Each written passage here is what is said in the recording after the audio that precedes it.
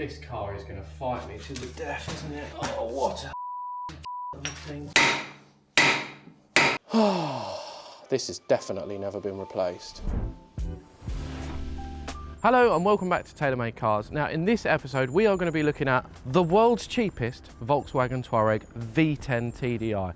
We're going to be modifying, fixing and completely going over this car and making it back to what it should be. But first things first, we need to look at the most important thing, which is this damage. The reason I got this car for £1,000. This car was actually completely written off because of this damage as a Cat N, and to fix it I have Sam. Come on Sam. What do you do and where do you come from? I do paintless dent repair, and I'm based down in Essex. Okay. Typically, I don't deal with things like this. Normally, I'd be getting myself into a position where I'd be making things absolutely perfect. This looks like it might be a little bit more than that. So you do paintless dent repair. removal, which I normally call dentless paint removal. I'm not expecting perfection. My main thing here is I'd like to remove as much of it as possible, because if I were to take this to the body shop as it is, they'd probably put quite a lot of filler in it. And also, I'd quite like to learn how you do it, because there is quite an art to paintless dent removal. We're going to start off with a bit of glue. So we're going to be sticking some tabs into the deepest parts of the dents. We're going to be relaxing some of these crowns here, which are the bigger parts holding tension. Yep. We're going to be lifting up most of the damage. We'll get it looking into a pretty decent state. I'm worried about a little bit, like this part here. Looks like it's in a very deep part. Yeah, I don't think we're going to get that out, are they? Because that's also quite strong, that bit. It looks like the paint is fully damaged and gone right through in some areas, but the body shop should have much less to do and much less filler. All right, well, shall we get it in? See what we can do. We'll have a look. Of course we'll have a look. And yeah, see if we can get some of this out.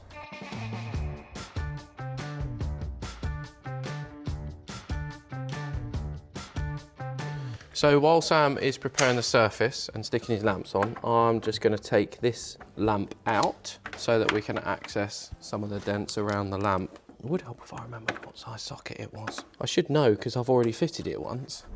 Tabs back on, there we go. I'm just going to try and take this trim off, purely because I don't know if this is actually just the trim or whether it is the bumper. Oh, if it's just a trim. It's the bumper. Is it? Yeah, but I was just going to have a look, because I think the reason why this dent has actually been caused, now that I'm looking at it in the light, I think where it's hit the back of this, it's pushed this forward, and by pushing this forward, it kinked that in. Caused that. And that's why all of this is kinked at the moment, because it's not actually a case that it's dented in. Nothing's hit it there. It's all hit here and it's hit here. I mean, what they do sometimes is you'll take the bumper off. Inside this open panel, they'll put like a block, and then it will have like a great big thread that comes out of it. Yeah. They'll attach that onto a hydraulic puller, and then as that pulls out, you'll notice that most of this dent will actually start to come out, because I think that's been caused by that being hit that way, which is one of the main reasons why that's so far in. But it's probably not really had a lot of force there, is it? It's probably just hit there, which has pushed the whole panel that way and then just caused that indentation. So that little dent there, that bit of pressure in there has caused that. Yep. Which is mad, really, isn't it? And it is also amazing that they wrote it off because of this. I actually have a question. Go on. Do insurance companies use paintless dent removal?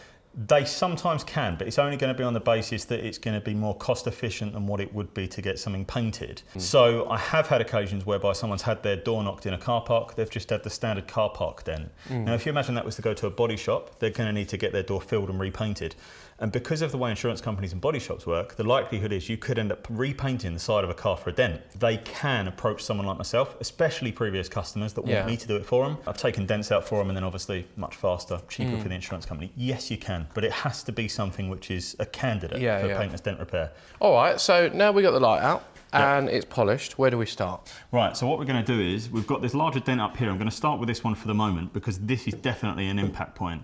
So where it's physically pushed in the dent, much like I explained with this one, the metal's got nowhere to go. So it's actually created this bulge up here. And what we're going to try and do is we're going to try and tap this way a little bit, and we're going to tap down this, which is called a crown. So basically a crown is where the dent's been pushed in, and you imagine it's rippled out and come up. We're going to try and relax this crown slightly, and then we're going to try and give that a pull and try and get some of the shape back. I'm not aiming for perfection with it. It's just, yeah, if we can get it as close to as possible, that would be ideal. Definitely. But yeah, very interesting.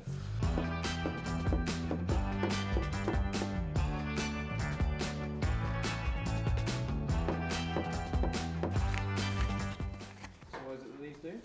These are basically just physically gluing onto the dented part just to try and help me lift it up. So I'm going to put these on and then I'm going to slide hammer it. As I stick these on, now that I've released some of the tension, I'll be able to grab the slide hammer, give it a tug, and then we should see a lot of metal move in one go. And then that glue just breaks off afterwards, and you actually just spray it with alcohol and it will just peel straight off. So this is just a reverse hammer as such. Effectively. You can see it's quite strong. Wow. Surprising amount of suction that it has, isn't it? The amount that it physically does stick on, and then you just peel it off just like that. So it's going to be quite a bit of that now, just sort of tapping and pulling, tapping and pulling, tapping and pulling. And we'll just get it back into a position that is going to be a lot better looking. But blimey, that was surprising at how strong that was. You can really see why this car weighs more than 2.5 tons. It's not thin. We'll be on this for a while now. The progress may be a bit slower, but I'll keep going. Right, so while Sam is cracking on with the damage, I'm going to look at some of the bits that we've got for this car, and I'm going to start fitting them. If we look down here, you can see we have got a massive array of parts. Now, most of the bits we've got are from Febby Bilstein. Our friends at Febby have sent us all the service items, the brakes, some suspension bits, loads and loads of stuff. So thank you very, very much, Febby. I love using them because they are OE matching quality and you get a 3-year guarantee with them. And they're just really, really nice parts. But yeah, I've got oil filters. We've got lower arms to cure the little wobbliness. We've got brakes to cure the juddering. So we've got diff oil, transfer box oil, gearbox oil, because I don't know when any of that or if it's ever been done because we have no service history with the car. I've also bought an Apple CarPlay head unit because I really like Apple CarPlay and it just makes the car a lot more usable and modernises it quite nicely. And you probably notice a wooden steering wheel. Now the Touareg didn't actually come from factory with a wooden steering wheel. This is from a Phaeton, so it's a little bit different. It looks exactly the same, obviously apart from the wood, but the wood matches what's on the interior and it is heated. I don't know, it's a bit old man, but I just wanted to buy it. I thought it was really nice. Got it from Breaker's Yard. It was about 150 quid. So I'm going to start off with that. I'm going to crack on with that and fit it. Hopefully it's not too fiddly. But before we carry on with modifications on the Touareg, do you fancy a free case of 10 beers? Of course you would, which is why my friends at Beer 52 have you sorted with 10 unique beers, including our exclusive collab, All the Beer, with my mates Jack and Ethan of All the Gear. Beer 52 are the world's largest beer club, working with the best breweries across the planet to develop never-before-tasted beers, exclusively for their members. This month they've collaborated with an insane range of world-class breweries, including the amazing team at St Ives, who, along with Jack and Ethan, developed this stunning official All the Gear beer. All the Beer is a sessionable pale ale brewed with the perfect blend of hops and malts to deliver a smooth, flavourable and easy drinking delight. And you can read about the All the Gear pair and the amazing breweries in the box in this amazing Ferment magazine. Also included is an absolutely smashable IPA from Nordic brewing gods Amundsen and a silky full-bodied stout from Dutch innovators Rot. If you don't like dark beer, just choose the light case and you get a couple of tasty snacks. And even after all that, if you're unsatisfied, you can pause or cancel at any time. So that's www.beer52.com/Taylor to claim your free case of 10 exclusive beers now. That's www.beer52.com/Taylor.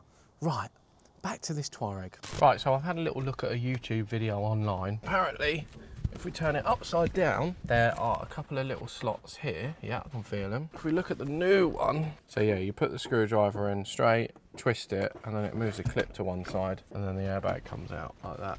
Now, part of the reason I'm changing this is because this one is quite worn and quite shiny, and it's a little bit nasty when you're driving along, and I have cleaned it and it's still quite manky, and I just quite like that. I think it's quite cool, and look, it sort of matches the wood. When I put the screwdriver in, you can see, twist it, and it moves that clip, so that's what I need to try and do with that. Aha, right. That has just popped, and there we have it. Now I have just disconnected the battery. All I do is pull this little tab, and then out comes the airbag, just like that. We have one spline bolt, and then that steering wheel comes off. It's as simple as that. So I've managed to find the correct size socket. It is a spline tool on this, which is sort of Volkswagen specific really. And remember, always make sure that the steering wheel is straight before you take it off. Look at the size of the thread on that bolt. It's large. Now I'm just going to thread it back in, a couple of turns, wiggle the steering wheel and pull it off. It's just so that if it is really stuck on there and you pull it off, it doesn't smash you in the Fiat. So now that that's off, literally just pull steering wheel off like that. And then our new wooden one can go on. Oh, look at that. A bolt goes back in. Now you can put a bit more Loctite on that if you want, but that still has quite a lot on there, and it does still seem to be working because it's quite sort of stiff to screw back in. And then we tighten that back down. Like that. Same process as removal. It just plugs in. That goes on there like that. And now we have a wooden steering wheel. I'm sorry, but I really like that. I think that is cool as anything. And it feels really nice. It feels a lot nicer than that old one did. Really, really cool. Cool. Now that that's on, I'm going to give it a little clean. Next thing, I'm going to do the head unit. With the new steering wheel now fitted and looking awesome, I moved on to the Apple CarPlay head unit. It's actually super simple to install on Volkswagen Audi Group cars of this era, and all the tools you need come with this kit. I simply slid out the old unit using the keys provided, plugged in my adapter loom, positioned my GPS and microphone in suitable locations, and that was it. I think this unit in particular was the best one available, as it retains a lot of the standard buttons, making it feel very OEM. With that installed in just 10 minutes, I went to see how Sam was getting on with the damage. Right, so interior is now pretty much done. I'm very happy with that. Let's see how Sam's getting on. Oh my God, there's nothing there. We've still got a bit to go. We've tidied up the top a lot. We're going to be starting properly on the bottom soon. So we've done a few glue pulls on the bottom. We're going to do a few more to try and straighten that out. But yeah, the top is taking shape. We've got it into a pretty decent position so far. So I'm quite happy with where it is. But a little bit more tickling and we're there. And the other good thing, we've flatted and polished it, and most of your scratches have come out as well. Yeah, I am genuinely speechless. That is amazing. Like, the amount of work, it's not taking you a massive amount of time to do that About either. 2 hours so far for this part. That is, you know, pretty much perfect. Like, you'd never be able to tell that that damage was there. And this car was written off for this. Yeah. And it's nigh on invisible. Unbelievable, Sam. I am absolutely baffled by that. What do we think about this bit down here? Because this is a bit worse, isn't it? I reckon we can get it into a decent enough position that you might potentially leave it, or you could get the rest of it done at a body shop. I mean, I'm really happy with how it's coming along so far. I actually genuinely don't think this is going to need to visit a body shop. Yeah, we've given it a few tugs at the bottom so far, so we'll just spend a little bit more time at the bottom. As I say, the time has been spent so far up the top. We've got some more manipulating to do up there to make it bob on, but I'm very happy with how it's turned out so far, especially with the paint and how much of the scratches have come out. But a little bit more fettling, and let's see where we can get it. I'm beyond happy with that, Sam. Well done. No problem. I'm amazed with that. Fair play. You're welcome. I'll leave you to crack on with it. No I problems. think we should maybe go and get a little bit of lunch. We left Sam to it as he spent the next few hours working hard to get the Touareg as close to perfect as he could. You'll see the results at the end of the video, and trust me, it's amazing. Big thanks to Sam at Undo Dents. Go check him out and get in contact with him for your paintless dent removal. Next on the list was to get the wheels sorted out, so I sent them down to Wheelhouse Alloys. James and the team got cracking with those straight away. You rejoined me the next day. Right, so it's now the next day, and while James is doing the wheels, straightening them out and refurbishing them, I've still got a lot to do with this car. I've got service bits, new suspension, coilover covers, new brakes all round as well, because don't forget the brakes on this car are warped. Yeah, there's a lot to do, and all of it does look quite rusty, and the bolts look quite manky, and it's all been on there for a very, very long time, so I don't think it's going to be a simple task. So without further ado, I'm going to crack on with this, starting off with the service. Now, you'll probably notice I'm sitting on the floor doing this, and I have got my lovely Equipment for Garages 3.6 ton scissor lift lifting this car up. But unfortunately, due to the nature of my unit, I can't actually lift this car up full height because I will probably take the ceiling off of it, which would be a massive inconvenience. Yeah, this is genuinely a really, really good lift. It does go full height, and I can walk all the way through the middle because there's no beams or bars in the middle of it. So if you want one of these, head over to Equipment for Garages and get yourself one, because they are bloody brilliant. With the Touareg in the air, I loosened the sump plug and began draining the oil. I left it to drain for a few minutes, so I made a start on the massive front brakes. Holding the pads in was one large pin in the middle. I hammered that out, pushed the pistons back and removed the old pads. Cool, look at the size of those. Standard pads though, they're not upgraded or anything. There's actually quite a lot of meat left on those, but I'm changing them because they're all vibrating, they're all warped. 6 piston calipers, they are large, same as a Porsche Cayenne. Because obviously it's based on the same platform. I then moved on to the caliper bolts, which went, well, good Lord. See if these might be tight.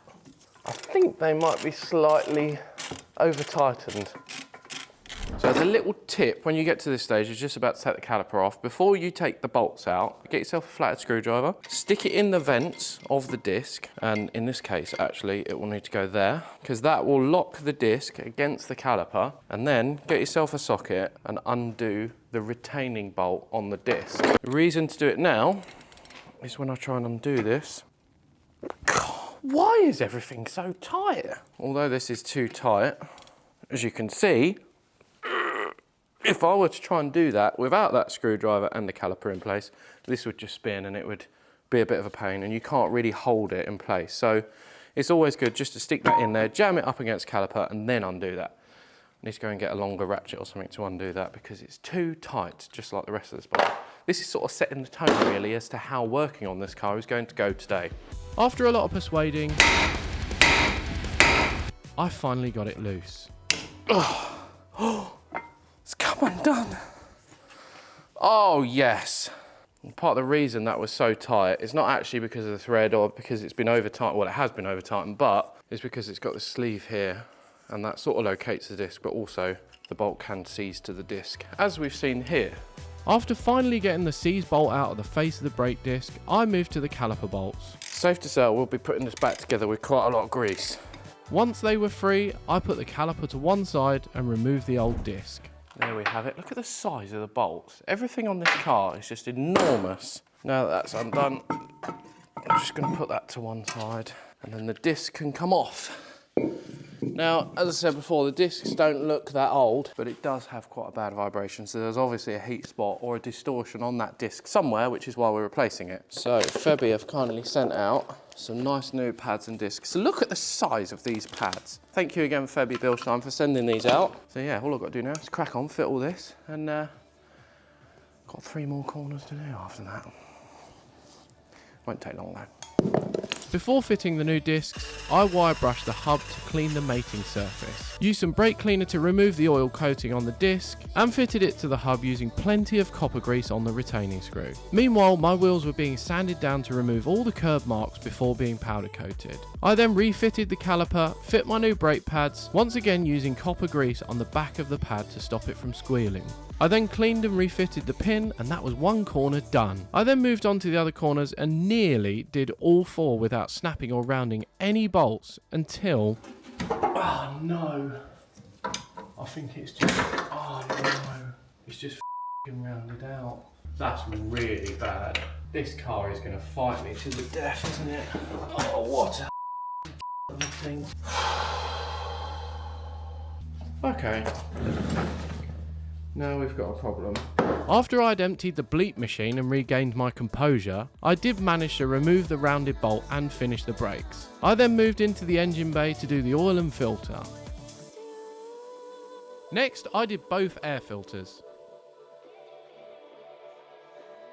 And finally, the fuel filters. Now, obviously, this isn't any normal car. It's a V10 Touareg, which is over-engineered, complicated and ridiculous. This car does not have a conventional fuel filter. Oh my word. Oh my word, I've made a mess. Oh, f***. Right, anyway, you will see that because this is no normal car, it's a Volkswagen Touareg, so it's overly complicated and overly engineered, so it has not 1, but 2 fuel filters. What is the point in that? I guess it's for longevity or whatever you want to call it. All I know is I've made a mess and they're a very fiddly job to get them out. But I'm glad I'm doing them because these filters are supposed to be white. And look at the state of that. I'm going to say that's not been changed in quite a while. That's a bit grim, isn't it? Just for context, that's the one I've just taken out. This is a fuel filter and that's the new one. Yeah, there's a bit of a difference there. I'm quite glad I'm changing that. New fuel filters installed, I went to start the car to make sure everything was happy. What? Is there? Yeah. What, a lot? Yeah. Oh yeah. Should probably put these back on. That would help. Shut up, Jim. Cut that out. Right, at least I know it's got a priming pump. Right, I'm gonna go for a start. Oh. Oh, yes. She runs like a treat. Very happy. Well, that marks the end of the engine service at least. After cleaning the mess up I'd made, I moved on to the lower arms. Just like everything else on this car, the bolts were very tight, but it didn't take long before all the suspension arms were fitted. Next, I painted the calipers. I decided to go with Golf R32 Blue, which I think suits the car perfectly. After that, I decided to call it a night, so you rejoin me the next day.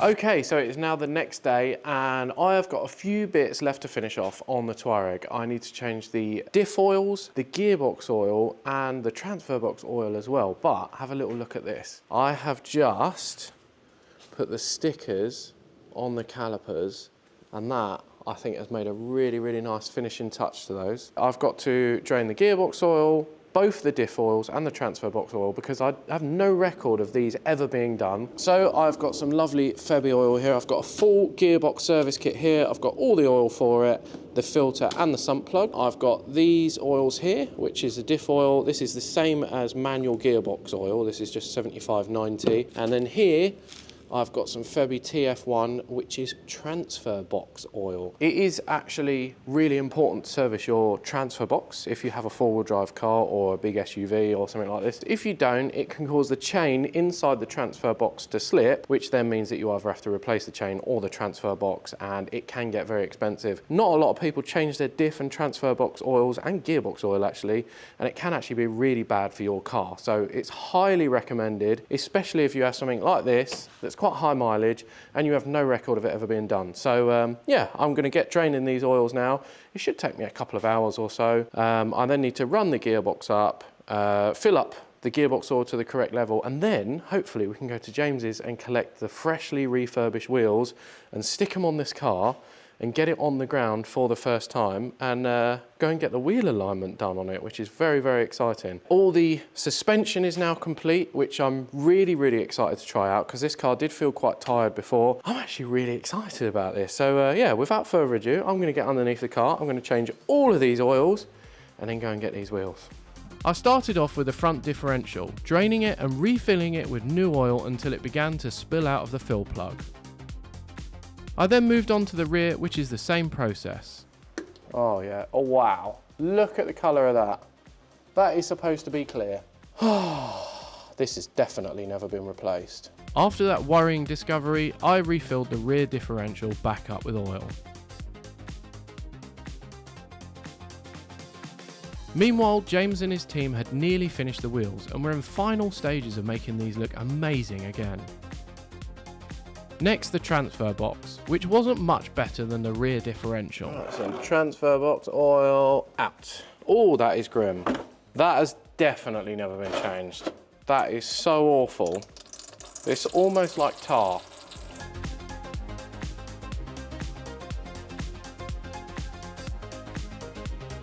Right, so next up is the gearbox, and that is this piece here. This is the gearbox sump. All I need to do is drain the gearbox oil out of this sump plug here, undo all the bolts for the sump. I need to refill it through this plug here. There's a bit of a process to that. Let me get the sump off and I'll show you how to do it. Oh, actually, it is a bit red. It might have been changed in the past. Oh, for f***'s sake. Obviously, it would go straight in the bucket. Please don't make a mess. Oh yeah. And there we have it. And this here is the filter. All the oil gets sucked up through there and it goes through this filter in here. And actually, the inside of this gearbox looks very clean. So there's two bolts, there's one there and one there. I just undo those, the filter comes down, and then we can replace it for a nice new Febi one. Hold the line cooler. Oh yeah. Oh, it's making a mess. Oh yeah, there we go.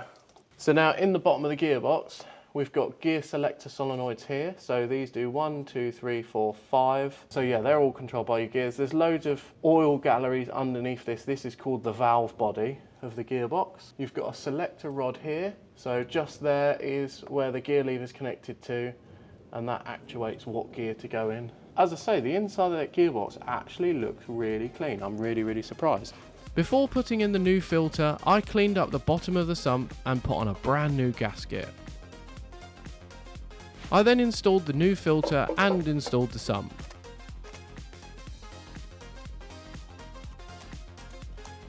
The gearbox oil refill has a slightly different process. Once using the filter spill method, you then turn on the engine and have to run it up to temperature. Run it through the gears and then add more gearbox oil. When in gear, the gearbox will suck up the oil from the sump, therefore leaving lots of room for more oil. It's important to do this, otherwise the gearbox would not have sufficient oil.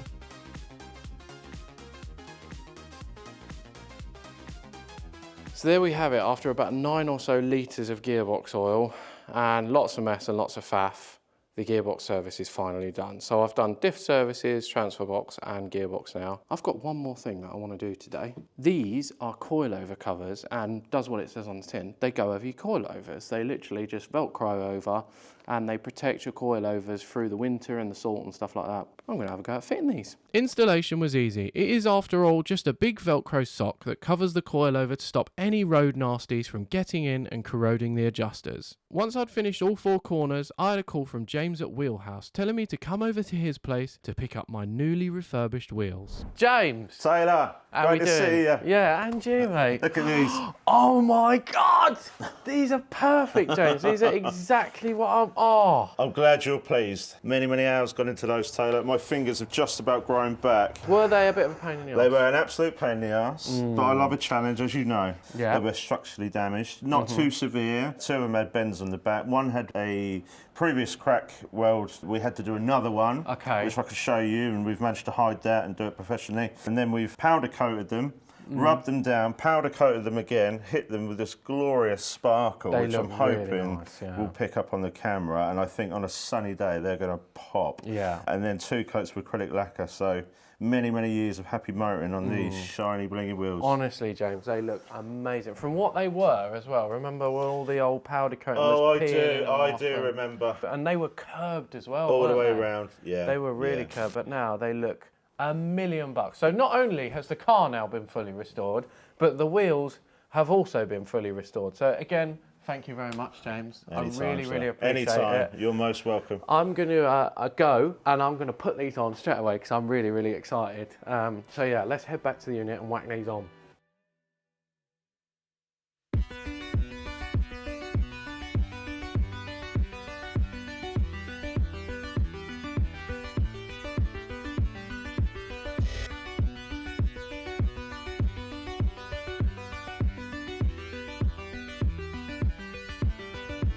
Right, so there we have it. It is now a few days later. I'm pleased to say the Touareg is done. And just look at it. Doesn't it look amazing? The wheels look fantastic. The calipers look amazing. The bodywork as well has come out really nice on this car. I am so happy with the end result of this car. And if you come around here and look, no damage. Sam has done an incredible job on that. A categorised Touareg. It was literally written off for this, not seen a body shop, and now it looks mint. I am so over the moon with it. Obviously, we've done all the Febby bits on this car. It's not just the exterior and the mechanicals. The interior of this car is beautiful. The colour of it, the steering wheel matches perfectly. The Apple CarPlay sits in there really nicely. You'd never notice it. Just seeing it outside, it's an awesome bit of kit. It really is special. But I've got one more modification to do to this car. So I've been on eBay and I've spent 12 quid. You'll notice there is a gap here. Is correct, everybody. I have bought myself a Nokia.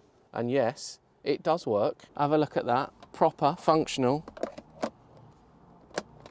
And it slots just in there perfectly. And that marks the final piece to this project. Let's go out for a little drive. I want to show you how amazing this car is.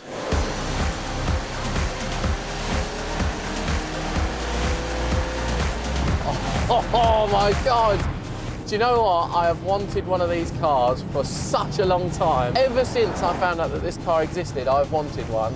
and I am so glad to finally have one, and not just have any one, a really nice one. This car's taken a fair bit of work, but it has turned out to be such a nice car. It's low mileage, yes it is categorised, but it's now in really nice condition. I've done all the mechanical bits on it.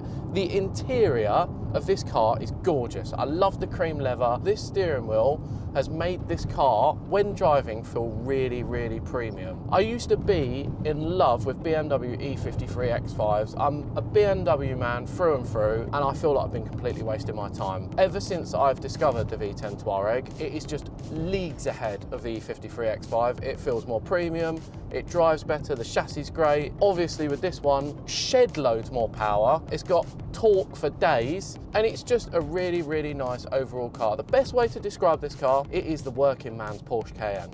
It's fast, it's got a good chassis, but you don't mind getting in and out of it every day, putting some straps and some crap in the boot, and it's just a very enjoyable and nice car to own. SUVs of this generation, I'd say the L322 is still at the top. It is the best out of the bunch, but I do find myself getting bored of those cars on a day-to-day basis. They're very large, they lumber about, they're lovely things, and there's nothing quite like a Range Rover, but for me, on a day-to-day basis, the V10 Touareg hits the spot. It does absolutely everything brilliantly. It is a Swiss Army knife of cars. The gearbox is good, and it's very smooth, and it is quite responsive, but it does also feel a little bit old. But other than that, I genuinely love it. Yeah, it is quite poor on fuel, but if you drive it gently, you can get 30 miles to the gallon out of it. And also for the money, this car is an absolute bargain. Obviously, I bought it for £1,000. I've done all the bits to it, all in, probably about 2.5, 3 grand deep into this car now, which I think just such a lot of car for the money, such a lot of car. It's got loads of life left in it. This car will now go on for years and years and years with all the bits that I've done to it. That's it, 3rd gear, and it really lifts its skirt up and goes. This thing has got so much torque, it is unreal. I'm super excited to actually tow with this car. I just feel like it doesn't matter what you put on the back of it, it will always accelerate the same. And that is the thing really that makes this car, it is the engine. Don't get me wrong, it doesn't make a V10 noise as such, but you know it's there, and it has such a presence to it. You accelerate and you can feel it vibrating through the steering wheel. You can feel the waves of torque pulling you down the road, and it's so smooth as well. You don't even know it's there unless you floor it. Another massive thank you to Wheelhouse Alloys and to Sam at Undo Dents for sorting out this car. It has come out an absolute treat, and I'm over the moon with it. This is the point at where I would normally sell a car and part ways with it and move on to the next project. But I love this car so much, and I enjoy driving it so much, I'm actually going to keep it. So you may see this car again in the future. I plan on using it to tow any future projects that we buy, any non-runners, which will probably be quite likely. And I'm actually going to daily it throughout the winter because it's just a really nice car to own. In the short period that I've owned this car, I've become very attached to it. I hope you've all enjoyed this episode. If you have, don't forget to like and subscribe and stick around for more. There will be plenty more projects on the way, and I'm very excited to see what the future holds. For now, I'm going to carry on enjoying this car and put some miles on it. I'll see you next time.